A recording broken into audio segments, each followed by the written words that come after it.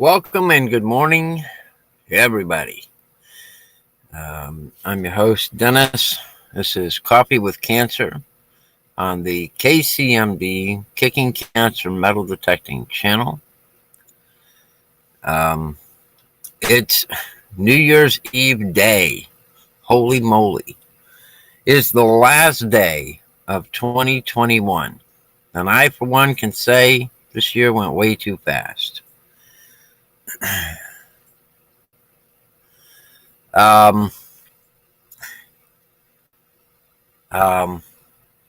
It's been a good year overall. I had a fair amount of travel. I enjoyed myself. I got all the way up into Maine, and I traveled into New York, and I got to metal detect in both areas, and I found a lot of really cool stuff.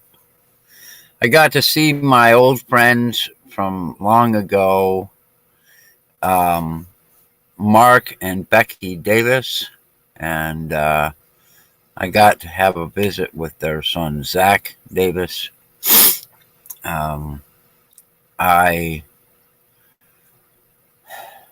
I found really cool stuff. I made a few friends and I lost a few enemies. Life is good. On this last day of 2021. I'm a little sad to see it go. I'm a little sad to see that it started snowing in New York, because nobody likes the snow. Well, I can't say that. I don't like the snow. And it's really hard to metal detect in the snow. When the ground is frozen,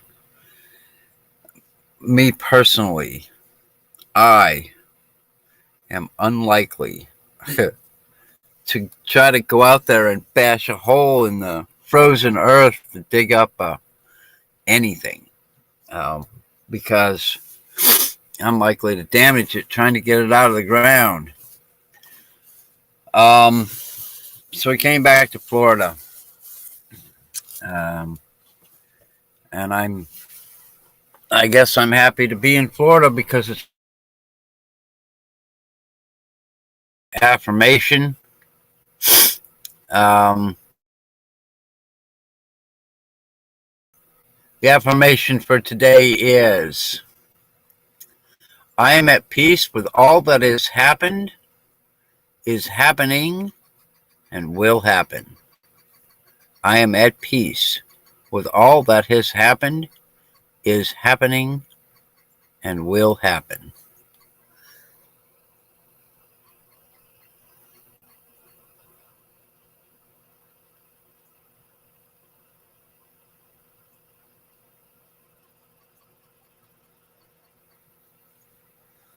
I think that's a good way to exit 2021 as I brace for 2022, as we all brace for 2022. I don't know what next year will bring. None of us do. We don't want to bring politics or religion into this, so it's anybody's game. It's anybody's guess. Good morning. Let me say good morning to everybody that's here. I've been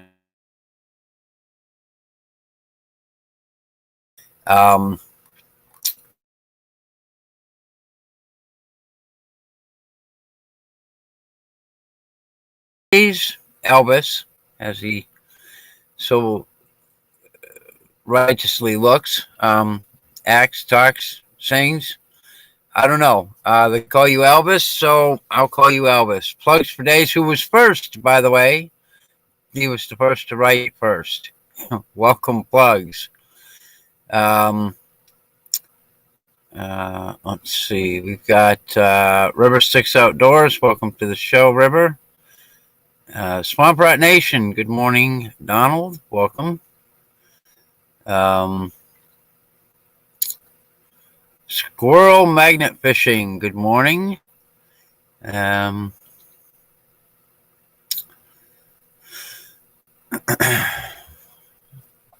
not reading the comments, I'm just rolling through the names. John Long, Silver Railz, good morning. Howdy.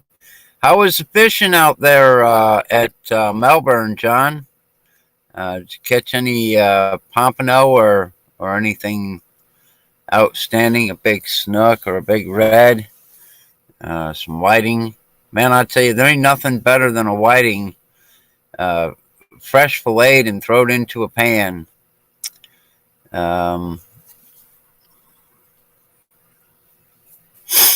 Plugs for Dave says next year will be good. I can feel it. Well, I can feel something. Swampy, I just made my coffee, and every day is better when you start it with coffee. So, cheers to everybody on this last day of 2021. Coffee in hand.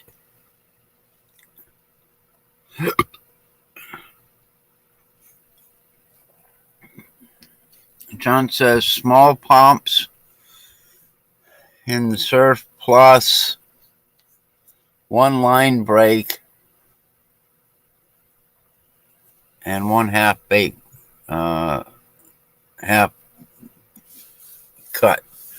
Well, that sounds about right. What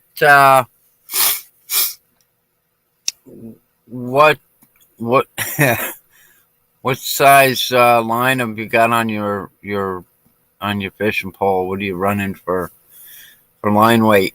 When I go to the beach to fish, I have one pole with 35-pound braid. I have one pole with 40-pound braid, and I have 1 pound with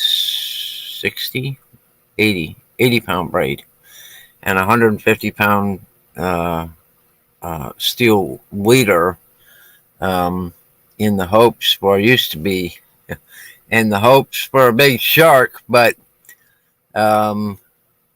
yeah, it could have been a shark, a blue, or a Spanish Mac. You're absolutely right. I lost my fishing pole that was 150 pound leader steel, 80-pound braid. The shark hit it so hard that he actually broke the rod holder and took my fishing pole right out to sea.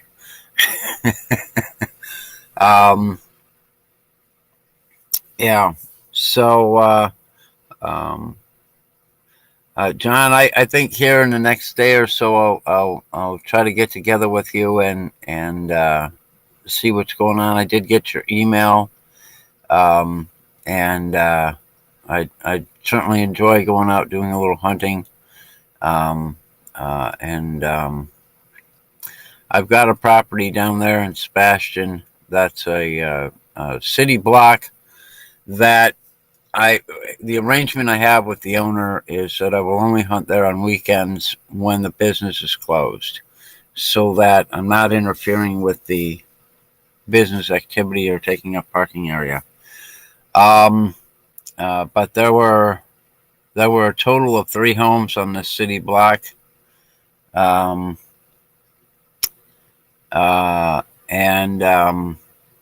then there was a home in the 1930s. So there's potential. I found my first gold ring on that property last winter. So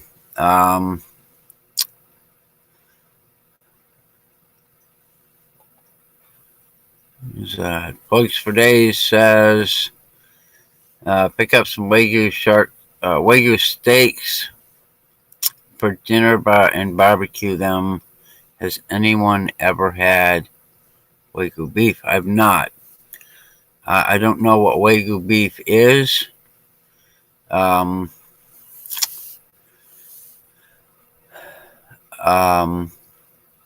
Yeah, Swamp Rat. John's in Melbourne right now. He's down there in Melbourne Beach, Florida. Maybe the three of us can get together and do some kind of a hunt. Since we're all kind of in the same area, Swamp Rat, you're over in St. Cloud, which is about an hour and a half drive from where I am, and probably about an hour from where John is.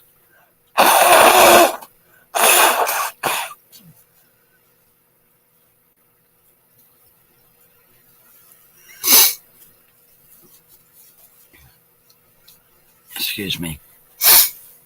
I got up this morning and I prefer to hunt the beach. Okay.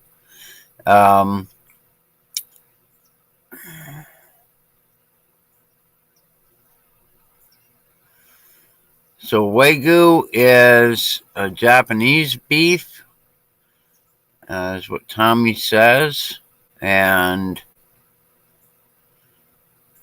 heavy marble of fat, delicious. All right. And John says he prefers to hunt the beach. That's not a problem. We've got beaches everywhere here. All and up and down the coast, there's a beach. I can guarantee it. I haven't done much hunting up at Melbourne aside from out there by the Radisson. There's a pull off there, public parking, and when I go up there, it's because I have friends staying at the Radisson, and so I go up to visit them, and then I go metal detecting out in front of the Radisson.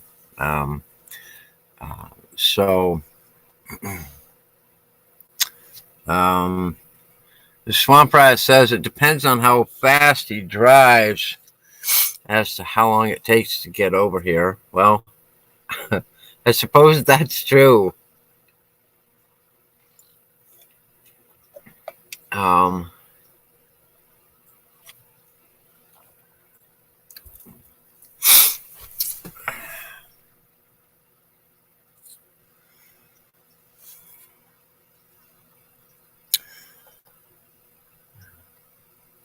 Swamp Rat was talking here about metal detecting in the Atlantic Beach. I've never tried to swing the coil out there, and I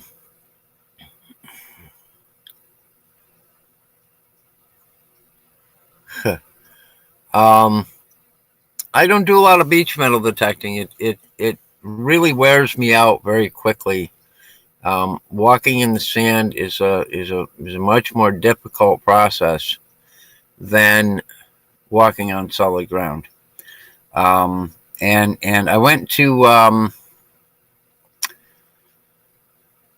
over to the West Coast, over there, but near Clearwater, last weekend, and it's taken me a whole week to recover from that trip.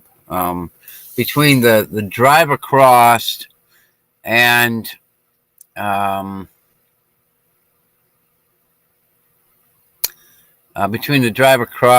then spending the day out there, dragging my hiney around the beach, and then my with the 11-inch coil, it really wrecked my arm and made my arms hurt really bad. So in that picture, I was talking with Tommy and Charlie, and Charlie suggested that I take the cover, the bottom plate, the coil cover off my coil before I go out to the beach, because, and I didn't really think about this, but he's absolutely right. Because as you swing along in the sand, and you've got your coil cover on, the sand sticks to the head of the coil. The sand gets down inside of the coil cover and makes it heavier. It makes it more difficult and gives it added weight. He said when he goes to the beach, he always takes the coil covers off because it's the beach, And while you're gonna scuff up the bottom of your coil a little bit. It's not to the degree that you are gonna damage it. Whereas if I'm in the woods, I'm not taking my coil cover off because I don't want to. If I bang into a tree or a stump or anything, I'm less likely to dent the side of my coil, which we know will make it more difficult and can damage the way the coil reads or interacts with the machine. So that was a suggestion from Charlie from the Digging It Back channel, who really all he does is, to my knowledge, most of what he does is beach metal detecting. Hang on a second, I'm having a little trouble getting this thing to lay up there. I have a specific spot for my metal detector to go when I'm driving down the road so it doesn't get damaged. So, sorry, I've been slacking the chat here. That's the other thing that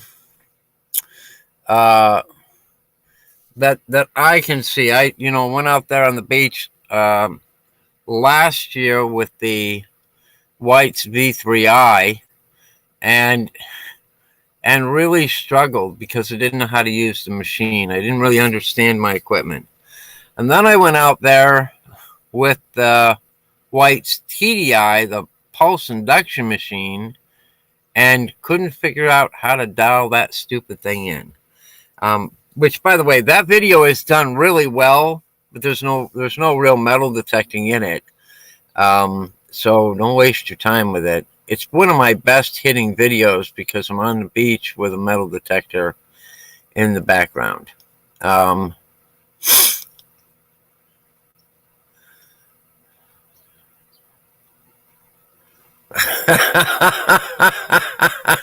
All right, Plugs. I'm not going to share that, but thank you.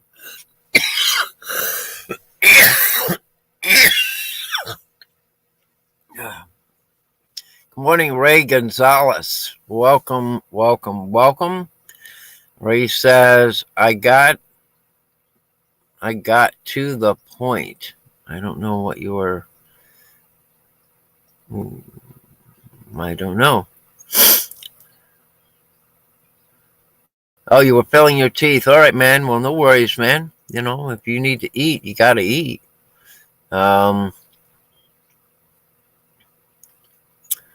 Let's see.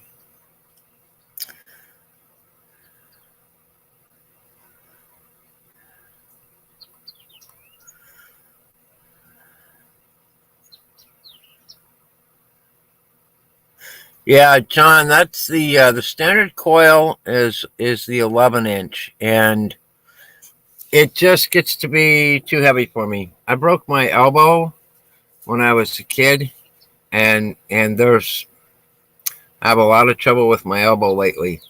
I have a lot of trouble with my hand because of my elbow, so the next time I go on the beach, I will probably take the 6-inch coil.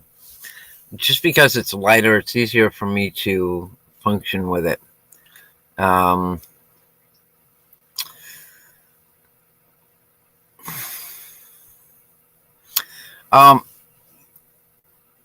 V3i didn't like the beach at all, and I couldn't get down into the wet sand in any way whatsoever with the V3i. There was so much interference, it just couldn't hear anything. The pulse induction machine, I want to say that it liked it, but I can't really tell because I didn't know how to use it. So the Knox 800, it's a very simple machine to learn. If anyone tells you it's a difficult machine, I can't even begin to imagine why anybody would think that the Equinox 800 or 600 or any of the Equinox machines are difficult, because they're just not. They're simple. You turn them on, you air balance, you don't even have to ground balance, but I always do. And you start swinging and you dig every repeatable signal that you get. It's pretty basic. Now, when you're digging those repeatable signals,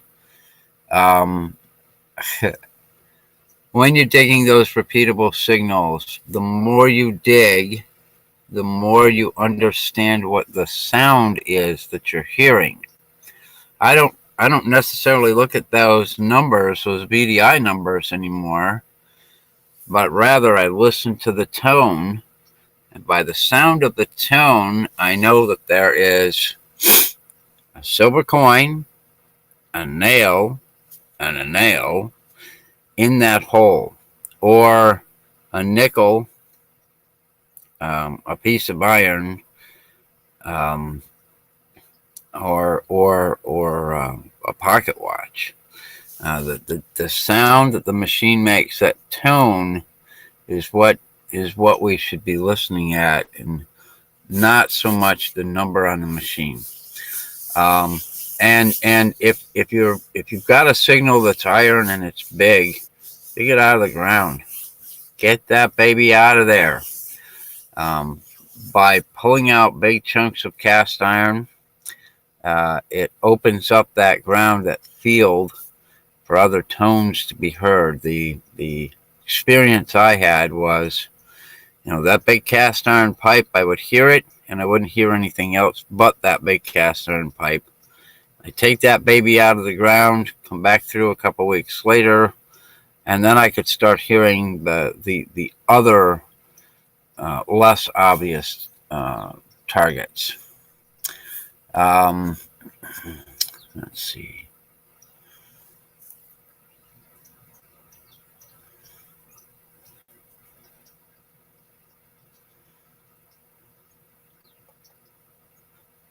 Right, John, I'm the same way, and you hunt the tone. The tone you hear is where I start, and if the tone pops up really good, then I look at my machine and see what the number is, what the VDI is, to determine whether I want to dig that target that day. Now, down here in Florida, I don't necessarily dig every single tone that I hear, and especially on this little property I have up the road, because it's hot and I get tired really quick.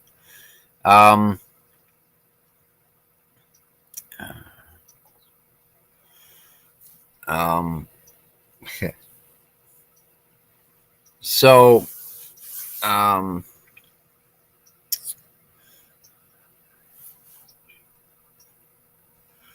what is that?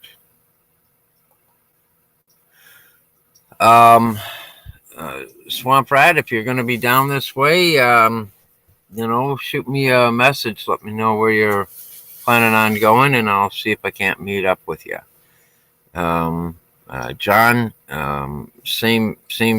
I've got your phone number in my email. I haven't moved it to my phone yet, but maybe we can get together and do a beach hunt. A short one for me, and as long as you want for you, I can't dictate that. But a couple hours on the beach, and I'm pretty well done.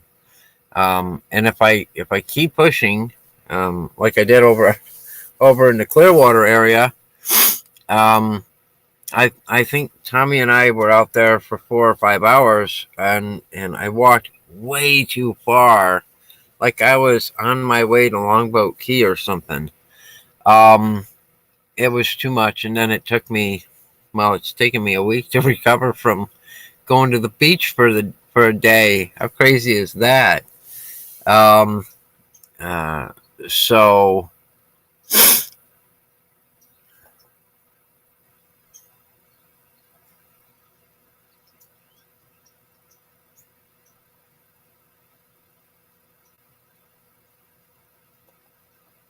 Yeah, I totally get that. I totally understand that.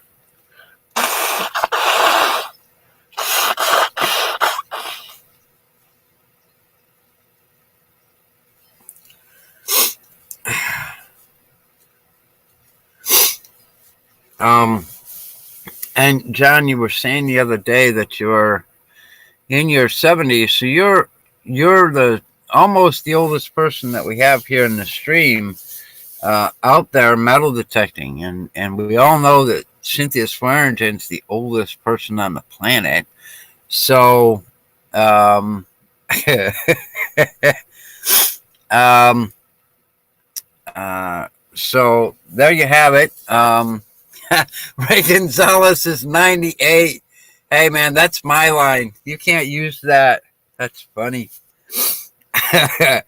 um, you guys are hilarious.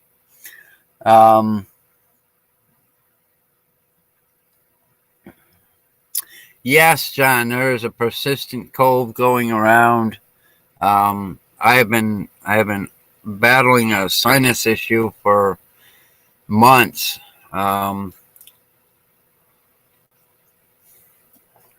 I brought it back from New York State with me, and I hate it.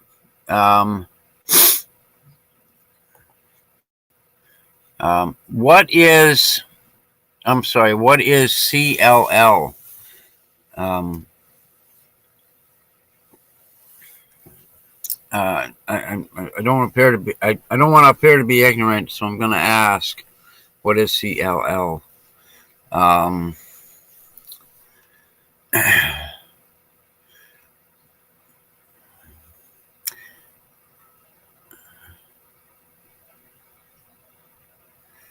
Yeah, Ray, you look okay for your age. Oh, leukemia. Okay, I apologize. I'm sorry to hear that. My aunt had leukemia, and she survived a very long time with it. She was diagnosed when she was in her 40s, and she lived to be into her 80s.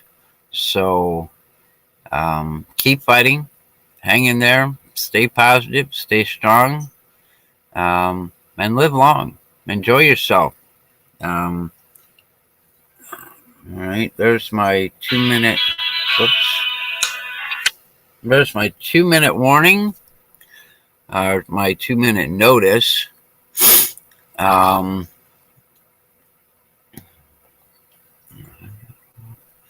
So I thank everybody for coming up this morning and having a visit with me.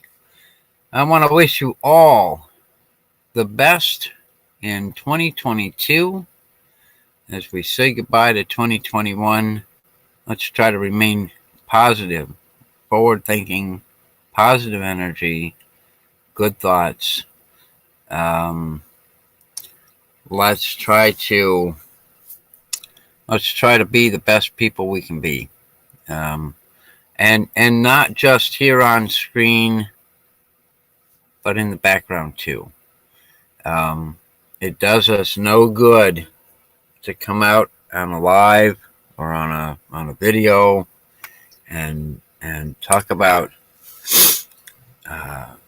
those positive, great vibes, and then go in the background and smoke and drink and carry on and be obnoxious and be rude, because eventually that stuff will get back. It's a hypocritical thing. So let's try to take 2021 out on a positive note as we bring in 2022. Let's all have a great year next year. The affirmation for the day is, I am at peace with all that has happened, is happening, and will happen.